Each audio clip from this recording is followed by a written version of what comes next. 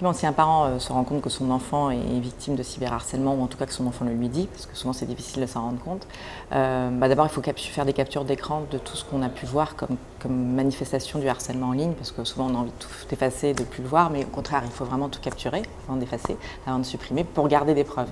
C'est le seul avantage du cyberharcèlement, c'est qu'on a des preuves par rapport à du harcèlement classique. Lors du témoignage, on n'a pas grand-chose à montrer, donc bien capturé. Ensuite, toujours signaler sur le réseau social sur lequel ça se passe. Ça, c'est vraiment la condition numéro 1 de toutes les façons.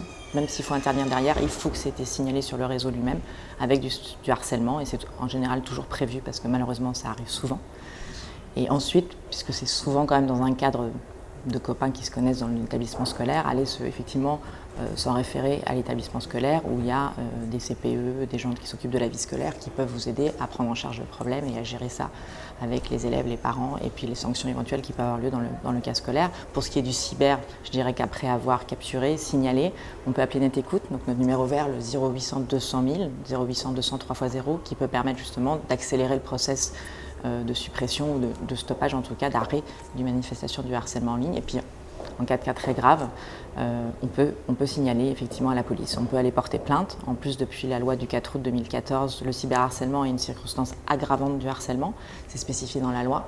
Et donc vraiment, c'est un délit qui est puni en tant que tel. Et donc sur lequel maintenant toutes les forces de police ou de gendarmerie doivent accepter votre plainte si c'est le cas. Parce que malheureusement, il y a des adolescents qui ont vraiment une volonté de nuire réelle et sur lequel il faut que la loi intervienne à un moment, en tout cas ne serait-ce que pour un rappel à la loi.